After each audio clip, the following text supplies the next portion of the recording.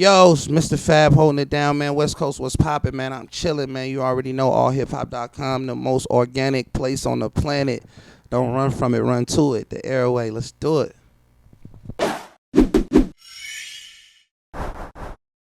What's going on, world? It's your man Chuck Creekmur, a.k.a. Jigsaw, here at One World Studios in New York City. We are here with Mr. FAB. It's always a treat when players meet. That's what Ice-T tells me. Hey, man. What's good with you, Hey, bro? man. Say, man. Man, I'm just chilling, man. Enjoying it. As always, Yeah. love it up top. It's a beautiful place. No doubt, man. What brings you out here to the city, Really, we wasn't doing nothing at home, and my folks was out here, and we was just like, come. They got Rolling Loud this weekend. It's gonna be a lot of festivities. Let's chill. Let's just pop up. Okay. So I just showed up. So you was out there rolling loud? We really didn't. I didn't even go to Rolling Loud. Okay. We just came out like we was rolling loud. My Right. people was rolling loud. Right. Got But it, you know what I'm got it. saying? But we really just came out on some just chill. I always look at it as an opportunity to just continue to just get away for a second, network, come see some of the family, some of the folks. Popped up the One World Studio, always get some sessions in, working. And that's all it is with me, man. Just moving around. That's what's up. So look, I gotta. Last time we talked, we did an interview, and something happened with the footage. So I wonder why that never came out. yeah, and this is always a stressful conversation, right? Because this is how we're interlinked forever. The battle all hip hop did years ago with you, ultimately it turned out to be you and Royce. Right. Now I don't want to rehash this, but people keep bringing it up to me. So I was at the URL battle with Drake, Smack, Beasley, and them, and people were talking about it to me once they found out I was with all hip hop. So can you can we clear the air? Because I'm like literally ready to do a documentary about that night, because so many people always talk to me about it. They don't really understand what happened. You know what I'm saying? Plus, as I said in our previous conversation, at one point this was weighing heavily on Royce's mind, and I just want to clear the air. Can we do that? Yeah, of course. What intricacies would you like to visit? So, all right, so let me just say this. All hip hop was not in the battle business in any way or form, right? But back then it was tense. You know, people don't really understand that. Like, the rap joints now look tense, but it's not really tense. You know what I'm saying? It's scripted. Right. So back then it was Amazing though. amazing, But scripted. absolutely amazing, absolutely. But back then, it felt like it could pop off. So what we did, we made up rules that said, you can't do like a personal jab at nobody. You gotta write your joints or whatever, keep it generic. So you came and you kind of did your thing, which as a MC you do. Can you kind of explain? Oh man, a young me at that time, coming from Oakland in New York at SOBs, Right. surrounded in a house full of legends. There was a lot of people in there that night. I think the energy, the atmosphere, and what was going on behind the scenes. Like what? Like just with the unfortunate situation that happened to Joe Budden's brother. Yes, he got shot. You know what I'm saying? That night. A lot of the things were some of my guys were having trouble getting in because it was about 25 of us. Like, so we was just all trying to get on the same page. It was just a lot of things behind the scene. But coming up there and then being in the back room, and there's like, certain rules were being, I'm like, rules? It's battle rap. Ain't no rules in battle rap. Right. And man, it built up a lot of stuff. It built up a lot of talks. And when we went out there on the stage, man, it was like, wow, yo, this is crazy. And then me and Royce end up, lyrically sparring. And then it led to other stuff afterwards. Yeah. That's what I didn't know. Right. Because once that night was over, I kind of just left the whole situation behind me because it was like really like not a good night. You know what I'm saying? Panther was supposed to be there, Right. but he declined at the last minute. We couldn't replace it. So our goal was to get all coasts and regions represented and just have a friendly type battle with lyrics in the front. You went off the top that night, which was something we didn't expect. What made you do that? I always go off the top. Okay. and sometimes over the top. Mm-hmm. Especially being young back then, it was Mr. Over the Top. Yeah. But that's just, I don't know. Like, it's hard for me to, like, a prepared battle. Mm-hmm. Like, I just be like, kind of take away from the essence of spontaneous freestyle rap. Right. And especially in contrast to what they call it today. Yeah. Like, so it's definitely, it's a different thing. But that's just what I did. And I think I sent shots, man, to a lot of people that was in there that night. I was like, nigga, they gonna kill us, cuz. I was like, they finna kill us up in this motherfucker. But, man, it was dope, though, man. Like, that night, Chuck, I'm not gonna lie to you. And I tell people this all the time, and some people may not understand when I say this. That night birthed Slaughterhouse. Yeah, definitely. Absolutely. Yes. Well established on this end that it happened. Right. Like, there would be no Slaughterhouse without that night. Yeah. And people may look at this and may take that wrong, but how things line up and then how things don't line up. Right. Joe Buttons not showing up forced the hand of me and Royce to spar. Me and Royce having our display of going at each other. Then after the battle, Joe commenting on that battle about Royce and Joe going at it. You know what I mean? And then them two saying, all right, this is what we gonna do. Then them forming Voltron, Megatron, like, you know what I'm saying, which was amazing. Yeah. M coming in saying, listen, I'm going to power this group. Like, it was amazing. It was dope. I was sitting up like, damn, can I get a verse on the album or some shit? I had something to do with this shit. Me too. What about me, M? But it was dope, man, to watch. It was something that hip-hop needed. For sure. And Slaughterhouse came in at a time that filled a void for lyricism. You had... Crooked, Joel, Joe, and Royce, and I think those guys, it has done wonders for each of their individual careers. Yeah, definitely. Joe does the podcast and stuff now, which has taken him to a whole nother level. The bar exams began to release, and after I just heard like bar exam 2, I was like, this nigga's just too good, bro. Like Royce. Yeah. It was crazy, man. So it was dope, man. That was a very impactful and an unsung story that is yet to be told on the main scale level in hip hop. Yeah, definitely. We'll tell it one day. Definitely. 25-year anniversary coming soon. I know that's gonna be told. Exactly. Now, battle rap, it's changed a lot. We just recently went to the URL joint with Drake hosting, and it was pretty incredible. And I looked up there, and I'm like, man. It's changed. It's different. What's your take on it? I love it. I love it. It's like I don't and please don't misconstrue what I'm going to say here. It's the WWF of rap entertainment. Okay. And not saying that it's fake, but it's so entertaining. Like when we was kids, you couldn't tell us that WWF. Like I got in fights. Like. It's real. I put a Boston Crab on you. You're feeling this. Right. So it was hard for a person to tell us that was fake or that was scripted. Right. And then the way that these guys perform for it and the way that these guys prepare for it, I don't scripted or not, you still have to go up there and put on a hell of a performance.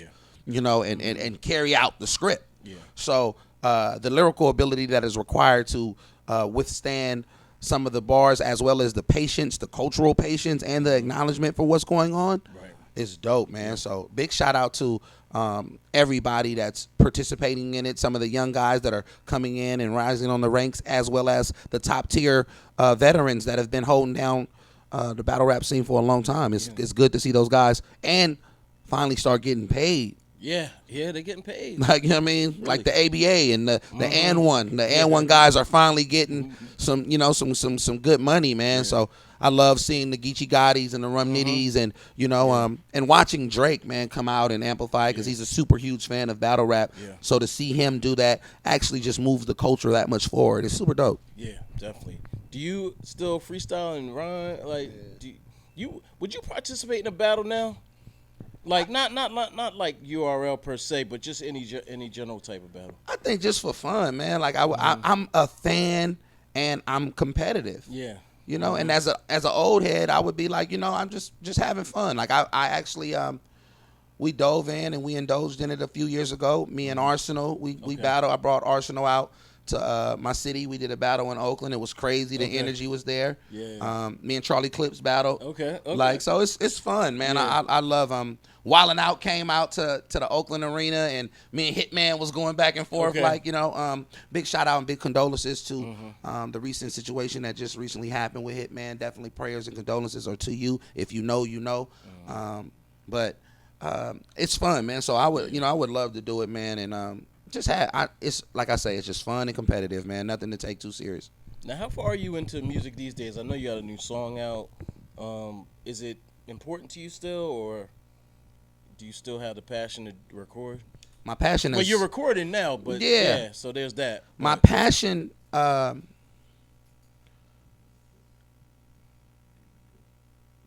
birthed my professional career. And I think it's imperative that we never abandon our passions. And as an artist and as a writer, I'll always be as passionate as I was the first day that I stepped in the studio to record, to create. Life brings you on stage and life takes you off stage. And in that transition, you must understand, how can I stay around my passions? I've been able to transcend into writing records for individuals. Some successful writing for R&B records, artists, rap artists, hip hop artists, and other writings. And been an author. I've published 3 books thus far. I didn't know it was 3. Yeah, 3 books. And a lot of other things that we're doing. So, but if a person asks me about my music passion, I record almost every other day in the studio. For sure. I love it. I'll never abandon that. Nice. You sound like a motivational speaker. You sound like you're an announcer. Like, you got that voice. Well, you know, I work for the Warriors.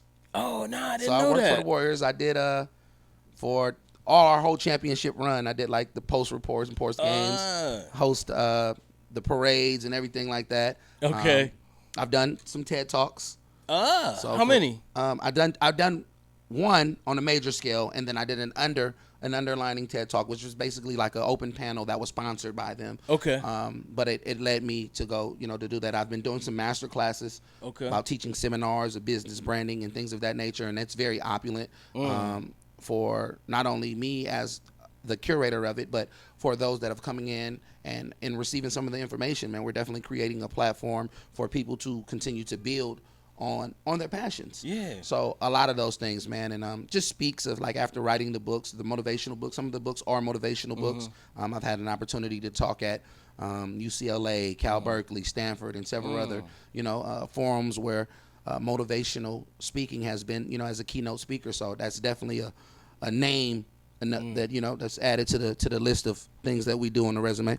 How important is school now? Is school, you know, obviously you need basic school training and learning basic things, but I was looking at some stuff online, and it was just really breaking down the modern day, you know, which is really not modern day. It's kind of an old, antiquated system.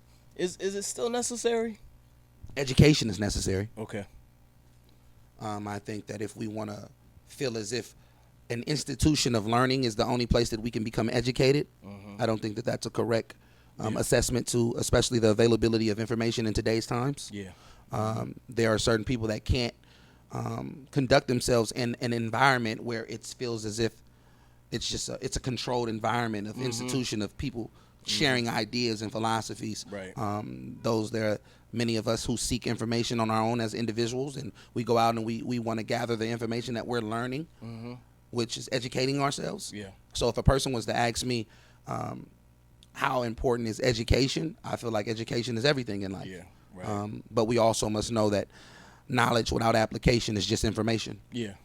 There are a lot of people out here that are intelligent, information-wise, but they're not applying themselves. So what good is it?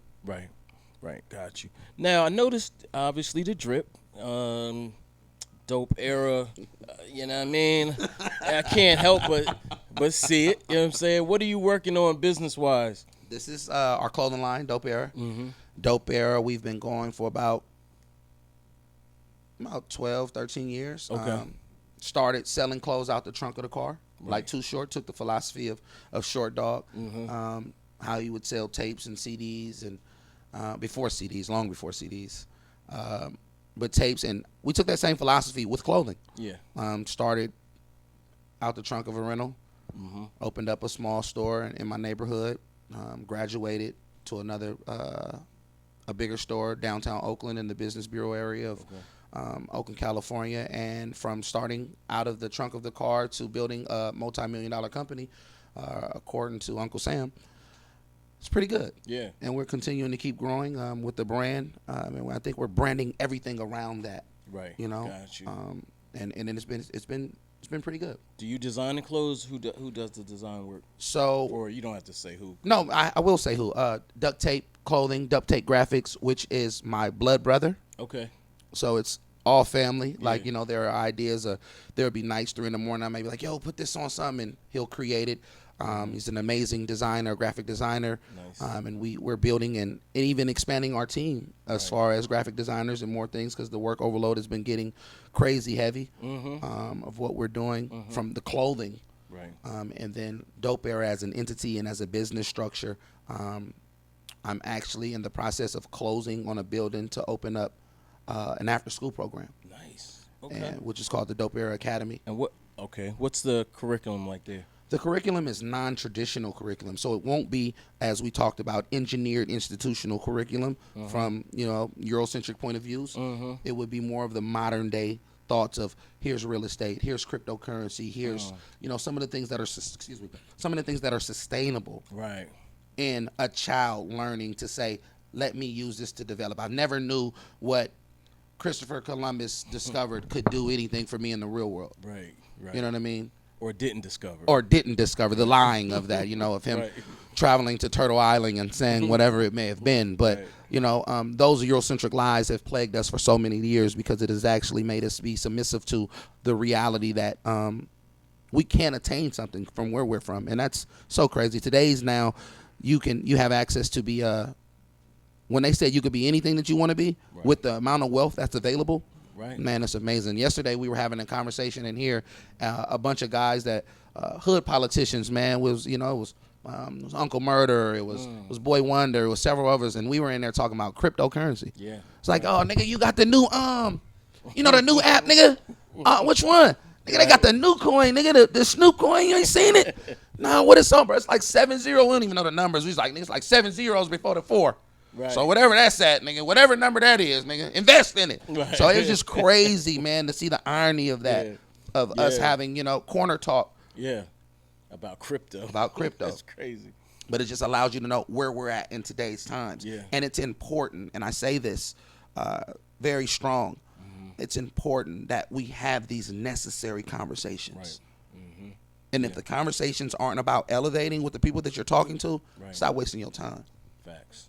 Sure. Every time I come here to One World, DJ Thorough and DJ Boy Wonder always telling me to, you gotta do it. For real? We working too hard now. You know what I'm saying? So it's all love here. Man, Yeah. one click and a good night, bro, your whole life could change. Yeah, that's true. For real. Yeah, real talk. Like Elon Musk could say something right now about a coin, and you invest $1,000 and wake up in the morning, you made 100,000. Right.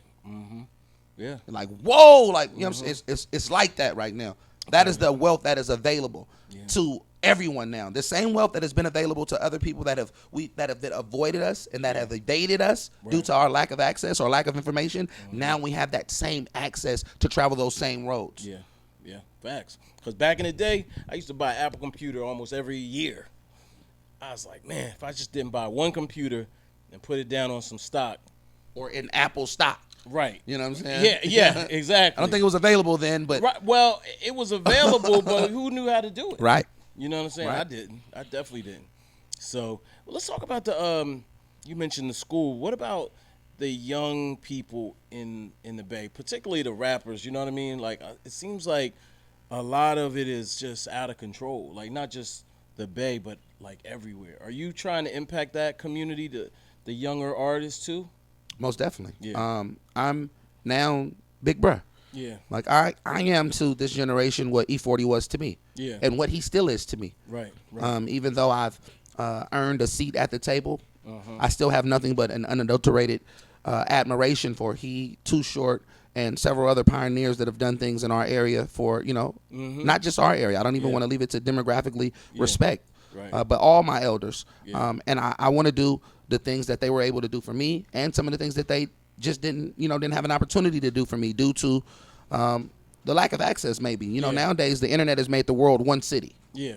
Right. So around the world we see things going on. We see New York, who has a great, huge drill market, and it's like, yo, that's crazy. Like, this is Chicago based, but this is the internet has made the world one city. Yeah.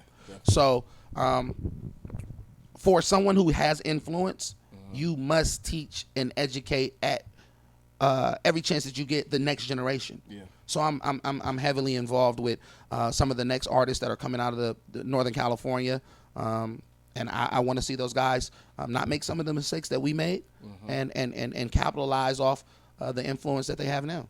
Do you think there'll ever be a Bay like story? Like, as crazy as it sounds, I'm looking at BMF, and I get it. It's gonna hit critical mass at some point, but there are a lot of places that I feel like we need that story. The Bay is one of them. Houston's one of them. Atlanta is another. Like, obviously you're gonna focus on one thing, but you think we'll have that story, like the Too Short story, or the E40 story, or the Mistah FAB story? I think the griots have to tell it.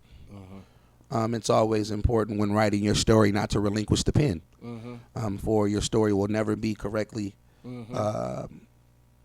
given. It won't be told unless you tell it. Yeah. So to those that are the griots of these communities in these eras, we have to stop sitting back waiting for someone to come in and tell our story. Yeah. It was amazing to see what 50 was able to do with, and what he's doing with the Detroit story. Yeah. And it's something that's not far removed. So there's still individuals that can verify, some people can dispute whatever it may have been, or however you may have felt or feel about it. Yeah.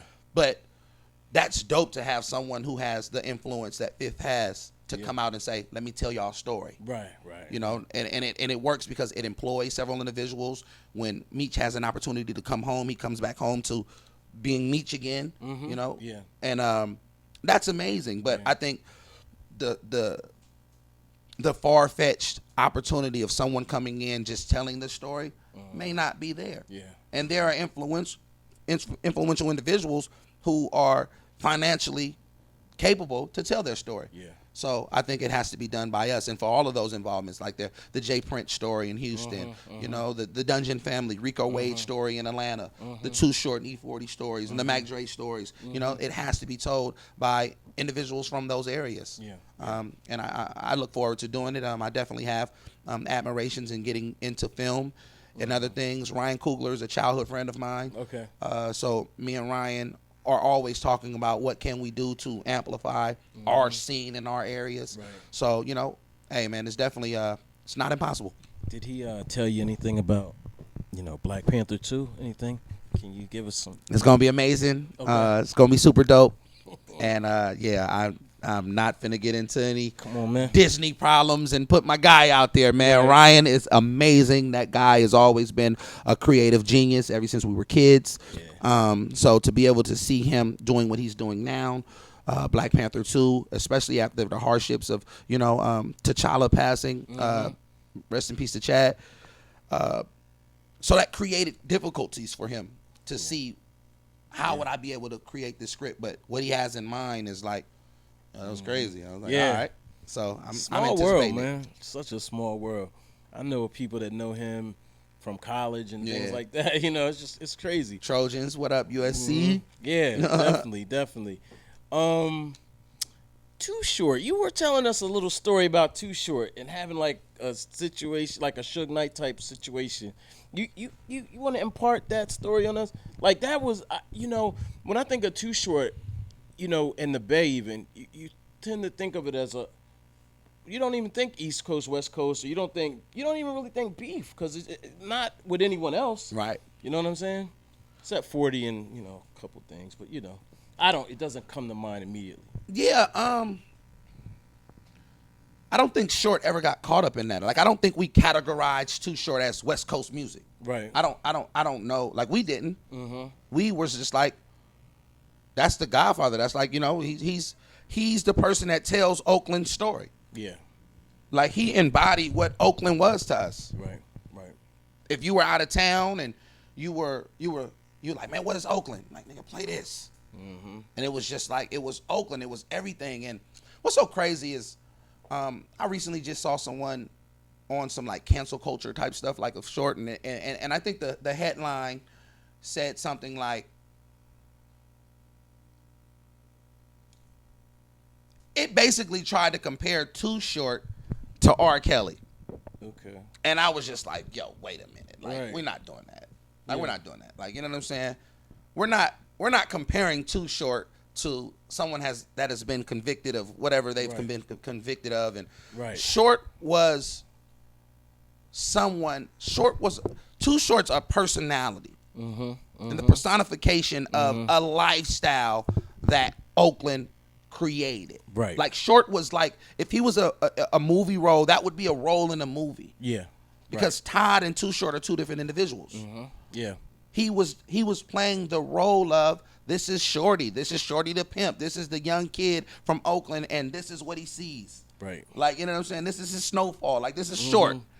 And so it's crazy, man. Like, fast forwarding, speaking of a story, we were talking about a story of during the whole time of the East Coast, West Coast beef.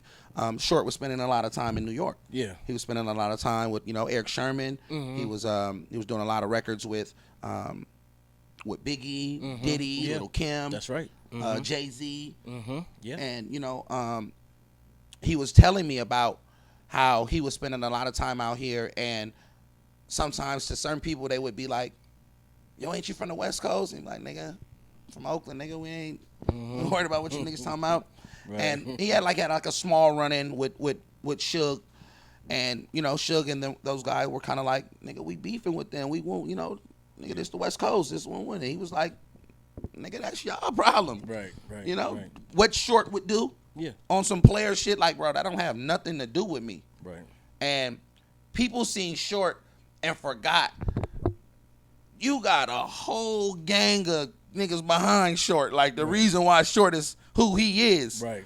That's like, we not playing about Short. Right. Like, you got a whole bunch of guys behind the scenes that's like some dangerous individuals, man. And, you know, and certain individuals didn't want those problems with them guys, man. So, you know, got you. All up and down the coast, like, Short is connected. Short is connected with all through L.A. and all through the Bay Area, and people just got love for Short, man. So it was just like, he was just talking about how he had to tell them niggas, nigga, that don't got nothing to do with me, nigga. Yeah. That's why you seen Short on Volume 1. That's why you seen him on Life After Death and all the other things, man. So it's dope, man. But, you know, Too Shorts is good dude, too, by the way. Man, I would love to see the Too Short movie, man. Like, you know, while he's alive, though. Absolutely. You know? We got to do it. You've written books, but he hasn't written a book. Like, what's that about? He wrote 2 books when he sat down for his had to sit down a couple years ago. Did they come out? No, he's actually working on some deals right now to get these books out. But it's so, like I tell people all the time, if you get a chance to meet Short, he's like a fucking mad scientist. Like, he's so smart. Yeah. Like, you know what I'm saying? Like, I'm at his house in Atlanta about 10, 12 years ago, and in the room, like, he had one of the rooms that was like a book room. And so I end up like going in the room one day, and I'm like, nigga, you read all these books? And he hit me with like the line from Boys in the Hood. He was like, nigga, I can't read, nigga. Right. Like, you know what I'm saying? And I was just like, nah, like this different shit. Like, this is Hegel. This is Karl Marx. This is wow. Like, you know what I'm saying? This is pyramids on Mars. This is like sci-fi, super different other type of shit. Like, I'm like, nigga, you're reading this? Right. That's crazy. Like, you know what I mean? Like, this is shit like I was reading in my African studies programs and things like that. Like, you know, we like, oh, whoa, shit. Like, Short, you're on the ISIS papers. You're reading Outliers. You're reading, like, you know what I'm saying? That's crazy. And then it makes sense. Yeah, like, it does. He's created the Short science. Yeah, right. And to me, it's like, for you to understand the short science is for you to be able to say, you got it figured out. Like, he has it figured out. He has the short science figured out, man. And, man, I pay so much homage to him because he's done so many things for so many individuals that he may never get credit for. Yeah. I'm reading about Meyer Lansky. Don't ask why. I love Meyer Lansky. Yeah, and I'm like, the first chapter is about how much he read about just random stuff. You know, he was obviously a genius in economics, but yeah, he was well read too. Meyer Lansky is amazing. And even before they just released a new movie on him, like I would always study of him. I would study of him and Albert Anastasia, some of the things that they were able to do economically, and their ability to galvanize. Yeah. You know, what stood out to me the most was, here it is, a man that's Jewish, who's the spokesman for the Italian mob. Yeah. You know, It's crazy. and that was amazing. Just that, and you know, and those intricacies of how you were able to do it. Yeah. And I had the opportunity to go to Cuba a few years ago, and to see what they were able to create, kind of like still there in distance. That was crazy. Like, Cuba was the first Vegas. Oh, right. Yeah. Like, Cuba was like the Atlantic City, Vegas. Right. And to go over there and to see it still almost like the desolate remains of it. Yeah. It's like, yo, this is crazy. Because, you know, when they cut down the trade embargo, they couldn't get anything new. So it's no new cars over there. It's all like, you're going through like a time machine. This shit is crazy. Like, you know what I'm saying? So it's dope. That's Yo, Thorough, you definitely got to go over there and grab one of them cars, man. Look, he got the jersey on. Yeah, that's crazy. You Cuban? Man, stop playing with us, man. Stop fucking playing with us right now, man. Okay. That's what's up. Yo, how is Oakland right now? Oakland is I've only been once, but when I did go, they told me it's different. How is it different? I think every city is different. Yeah.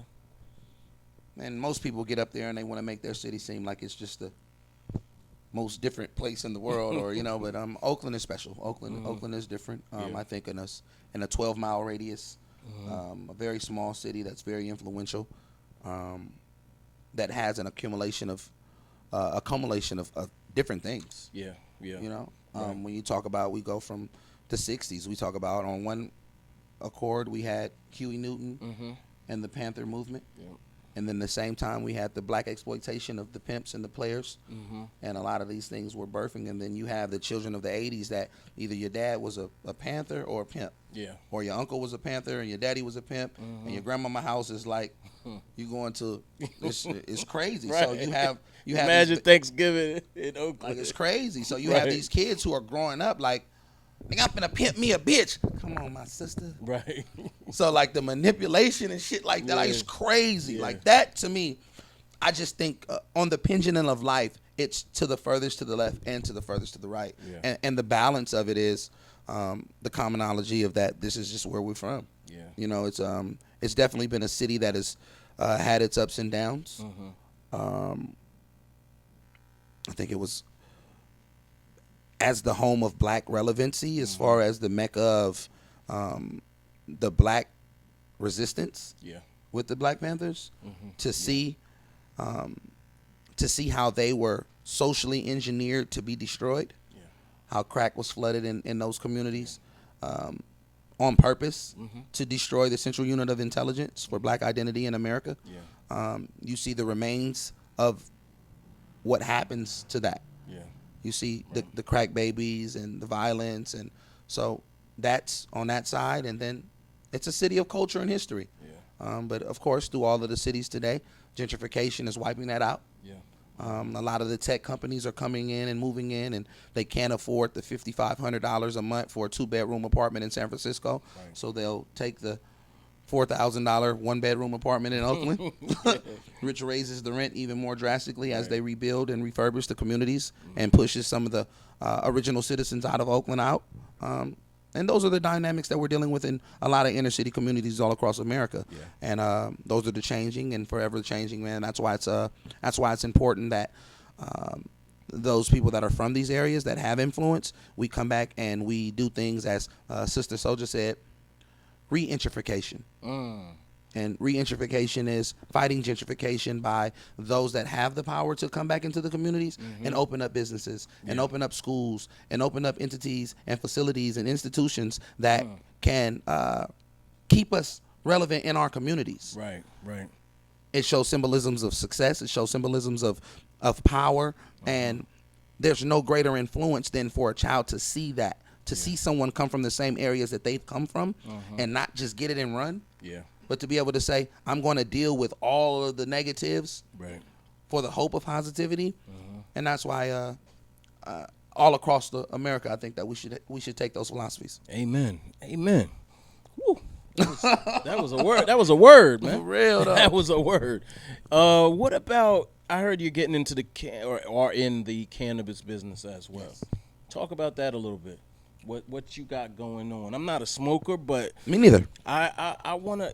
Right. That's we got that in common. Yeah. But I want to get in the business. I'm riding with my brothers. Okay. And they smoke like crazy. Okay. Shout out to Jigsaw. Shout out to Cream Savers. They're some of the two most influential brands in the cannabis community. Outside of my brother Burner, which I want to send a big shout out to my brother Burner. Yeah. He just went through his first treatment for surgery. He recently released the fact that he has been dealing with cancer. Yeah. And he went through his first treatment this week. Praise and up. I've been talking to him. He and I both lost our mother to cancer. And to have those meetings in secrecy and as brothers confidentially confide in each other and the things that we're going through and admitting some of the things that scare us and some of the things that, we're concerned about. I want to send a big shout out to my brother and remain strong. And however it is that we're dealing with, man, but Burner is like on the Mount Rushmore for street guys changing and transitioning into becoming multi-millionaires from the cannabis world. Right. Yeah. But we do Dope Air brand. We definitely are playing our role in the community with our brand, the Dope Air brand. But we're powering, just coming from where we come from the curb, to actually saying, dude, this is how we doing. We're taking the same ways that we were able to, with those that were hustling in our era, and putting that into the cannabis. And with it being legal in certain areas in certain states, it's easy for us to move around. And we're building and branding with several other entities that are building and doing some of the same things that we're doing. My brother's got these things called High C out in DC. Okay. They come from we're originally from home, to be able to see those guys on the East Coast really blowing that brand up.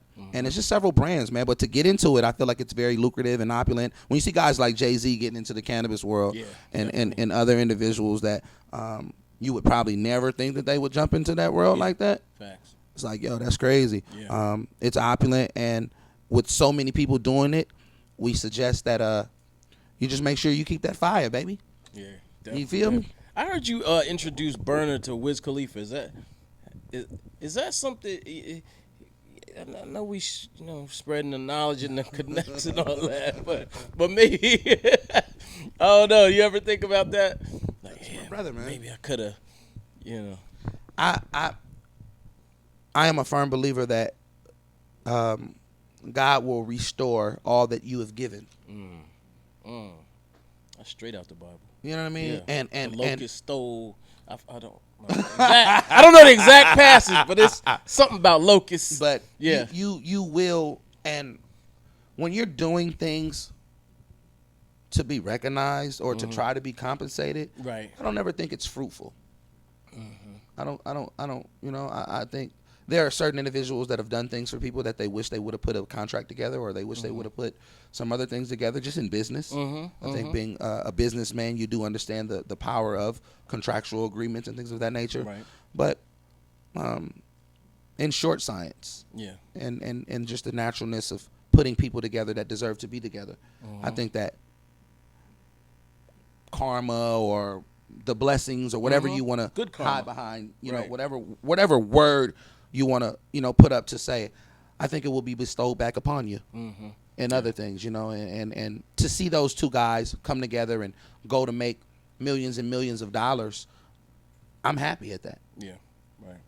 Like genuinely, and as I get older, I'm even more happy at people, even if I'm not involved in their happiness. I'm just happy that people is happy. We in a world where people are walking around mad and walking around, with going through a lot of things, fighting a lot of demons. Right. It's a lot of unhappy souls in this world walking around. Yeah. And so to see true happiness from someone, hey man, that's amazing. And like I say, God has blessed me beyond belief, man, to overcome some of the things that I've come from in my life. Yeah. And I'm happy to be here, and I'm happy to still have the possibility of opportunity at my doorstep. And I'm going to continue to keep walking in my phase of purpose. That's what's up, man. That's good to hear. I'm glad to see. Well, first of all, Get Well Burner. Yes, know sir. What I'm saying? Like, he pulled up at One World too, and we chopped it up, and he was a real good dude. So we got to keep him in prayer. What's next for you? What is next for me? I plan on opening a store in Atlanta. Okay. So I've been going back and forth to Atlanta. That's a lot of brick and mortar. Yeah. Like, man, that goes against the conventional wisdom of the day, where stores are closing and stuff like that. What makes you go in that direction? I didn't mean to cut you off or anything, but it does surprise me a little bit. No, because we're not doing things conventionally. Okay. Our whole untraditional approach to how we're doing the clothing line is the reason why we're experiencing the longevity that we're getting a chance to embrace. Yeah. The exclusivity of not being able to have your brand available to the public like that. Like, we don't have a major e-commerce. Like, if you got Dope Era, you got it from us. Yeah. Yeah. Like, and that exclusivity is the reason why people are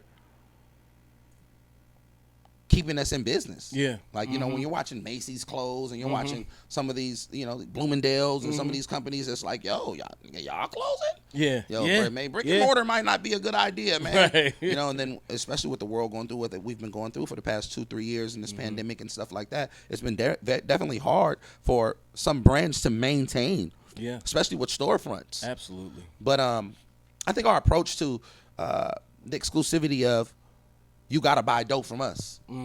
Like, you gotta get it from us. That makes people be like, I got these from them. Like, this is this is exclusive. Like, no bullshit, no cap. I flew to Japan just to get vapes before. Right. Like, just when they wasn't available, or you couldn't get it from everywhere, and you didn't know if it was bootleg or not. He was like, I booked a flight to go to Japan just to go to the vape store. I went to the London vape store, and it was just like, you know what I'm saying? Like, in my mind, on a smaller scale, I'm not gonna front me, like, but I'm seeing people come from all walks of life. Like, yo, I've been on this dope. I've been trying to get this shit. Nice. Y'all don't respond back on the website. Y'all don't do this. Yeah. So people are coming in from hella places to come get it. So it's dope. And they've been requesting it in Atlanta. It's very relevant to the culture. Yeah. We all from that era. Yeah. Whether it's through cars, whether it's through clothes, whether it's through movies. Yeah. When you say dope era, man, that sparks a conversation in any city you go to. Yeah, this is true. So, to get back to the original question, what's next for us is opening up a couple more brick and mortars. Okay. My big task at hand now is I want to open the school. I want to get this Dope Era Academy school down, man, for these children, to give them an opportunity, as well as re-implementing the curriculum of changing the role models. We must change from what to what? We grew up idolizing pimps, dope dealers, killers, criminals. Those were the people that we idolized. Yeah. And I think that it's so tough to challenge the perception of that in the communities without someone referring to you as, oh, you soft, or oh, you square, or you a nerd. Wait a minute, you got a song about squares. Hold up. Yeah, but I also recorded a lot of music under the influence of these. Okay, I got you. You know what I'm saying? I'm sorry. Yeah. No, but just being under that is, when you're young, you're under the influence of a lot of the poisons, a lot of the things that we promote are some of the same things that are poisoning us. Yeah. But when you're young, you don't know the difference, because you don't know how much influence you are until you start thinking for yourself. Yeah, right. And some of us are still enslaved by our ways of thinking. So until we're able to establish the point of free thought, we'll always be persuaded by the poisons that we thought pimps was cool. We bragged about how long our relatives have been in jail. We bragged about how many bodies one of our young homies may have. We brag about how many times you've been shot, or how many times you've been in prison, or how long you've been on parole, or how you dropped out of school. These were the things that we actually paraded in our communities. Right. Because no one told us those were the same things that were plaguing us. They were plaguing our perception, which weren't allowing us to override or overcome some of the things that we would succumb to. Yeah. So now when we say, let's create a place where these children can have an ability to think for themselves and not be influenced by the same poisons that have plagued our communities for several years. Yeah. I named my first album Son of a Pimp. Right. I was proud that my daddy was a pimp. I was proud. These are the things that I was proud of. Then it came back when my daughter was old enough to read, and she read the CD in the car one day and said, Daddy, what's a pimp? Right. So imagine trying to explain to a 5-year-old or a 6-year-old what a pimp is. And your grandfather is a pimp. Right. A real pimp. So when we speak out against these things, it's people in the community like, oh, nigga, you not going to hustle. Yeah. Oh, nigga, you won't. Nah. I'm not going to influence the next generation about some shit that they don't protect their innocence. Yeah. We have to do our best to protect our children's innocence. So some of the things and the activities that we're indulging in or that we are allowing our children to see with the philosophy of, I'm just telling them how it is. Nah, it's not like that. Yeah, I hear you. And it don't have to be like that. Right. Facts. So that's that with the school. And then I just signed a contract to do the first Dope Era Festival. So exclusive. Spring, summer, we're doing the Dope Era Festival where we're taking everybody that was dope in several different eras. You know, I'm definitely. I like that. I'm watching and studying the blueprints of paid dues. Shout out my brother Merce. Shout out to Merce. High Road Day, which are super big influences to me and my lifestyle of what they were able to do. The whole Hieroglyphics crew. Yeah. They have this thing called High Road Day. For the past 10, 11 years, it's been amazing. They bring out thousands and thousands of people. And in many of the other festivals that have been going on, I feel like, okay, Rock the Bells, I can do that. Yeah. So here's the Dope Era Festival, Nice. Which will be powered by a black tech company. Okay, all right. Amazing. In the now Bay we Area. talking. Super black tech company. Shout out my brother over at Light. Got you. And we're just building, man. That's what's up, man. Yo, I love to hear it. For sure. Now, before I let you go, your pen or your freestyle, like your process is not known. It's largely underrated. I've been talking to excuse me, Boy Wonder here at the studio, and he's telling me how amazing you are in the studio and your creative process. Can you, give us just like a little glimpse of how you work? I started freestyling when I was young. Like I would just blah, blah, blah, blah, blah, just rap all day. And my mom was like my biggest fan. Like, you know what I mean? But she would be like, nigga, I'm not listening to that shit. Now this is the irony in this shit. She would say shit like, yo, nigga, I'm not listening to that shit if you cussing. I'm like, Ma, you just cussed hella times. Like, like, what's up? Right. And so she would make me be mindful of, you know, of what I would talk about and how I would write or whatever. So I began writing and writing, and then I would still, you know, intertwine freestyling and whatever. Make a short story shorter, I went to Atlanta, and I was in a studio with Zaytoven. Okay. And shout out Big Zay. Zay's amazing. A lot of people don't know that Zay is actually from the Bay Area, San Francisco. But I was in the studio with Zay. I think it was like Zay. It might have been like Future, Tip. It was not even trying to name drop. What I'm saying, I'm get to the point. And I was watching how they were recording, and it would be like, say a line, stop, right, come back with another line, and I was like, I'm like, that's how you record. Right. Because, you know, when we were coming up, we were like anti-punch. Right. Absolutely. Anti-punch. Yo, punching in was like the worst thing. Like, nigga, you punch in? Right. Exactly. Like, nigga, you ain't a rapper, nigga. Nigga, you punch in? Right. Nigga, fuck Yeah, you had to do it like one take. It was one take, Jake. Yeah, right. Like you had to nigga come in, be ready, get in there, get it out of there, nigga. You punch, nigga. Right, What? right. Like punch was like the most disrespectful shit you could do when you was rapping. Like you know what I'm saying? That's real talk. And so, I'm watching them and I'm like, yo, imagine if you were able to freestyle as pointed as you claim to do, but now you can actually script your freestyle.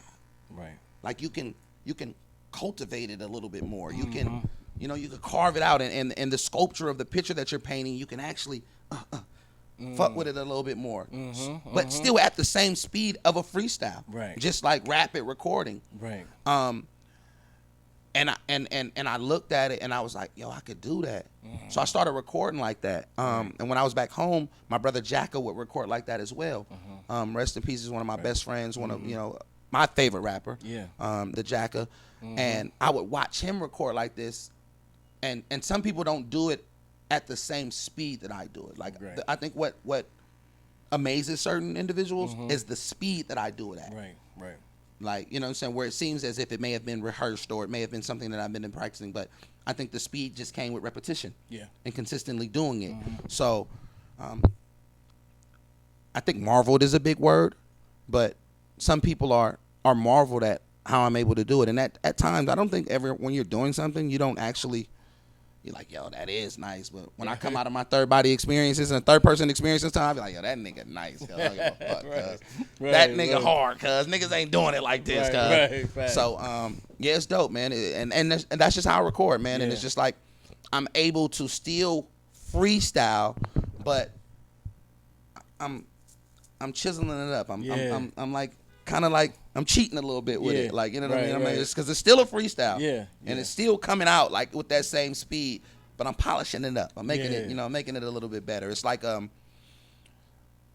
if you ever been to like one of the basketball games and at halftime they do this splash art stuff. Yeah. Have you ever seen that? Yeah, where they do like certain painters and they just do some splash art, then you come out, you be like, nigga, this nigga just did the Mona Lisa in 7 minutes. Or sometimes be upside down. Upside down. Around. Like, what? Yeah. Like, you know what I mean? And that shit is that's crazy art. Yeah. But that's how long they've been doing their craft and then, they're able to get it out like that. So that's how, that's just how I look at it like that. Yeah. Yo, man, I just want to thank you for coming through One World Studios, man. Yes, sir. Always love. We got a nice little bit of history. Yeah. You know what I'm saying? We'll break it up in some parts on them, man. Yeah. I want to say to you, if I've never told you, I'm very thankful for everything that you've done for hip hop. Thank you, man. I appreciate that. For Northern California, for myself personally, and any future endeavor, I wish nothing but the best of success, the patience, and to continue in remaining relevance based off integrity, morality, and the continuity of saying this is organic. Right. Yeah. If anything, and if there was ever one word that I would have to use to explain what all hip hop meant to not only me but to the hip hop world, it was organic. Yeah. It was something from, the culture. It was something from, it wasn't just journalists trying to find a story to catapult their career to another level. It wasn't, I never saw you guys exploiting individuals for views and for raves. I never saw you guys trying to catch a headline to, catfish someone. Yeah. Right. Clickbait. Yeah. It's always been organic and it's been thorough, man. And I appreciate you guys for that, man. Thank you. That means a lot. For sure. Definitely. One love, big bro. Salute. One, what up, man? You feel me? Yes, sir.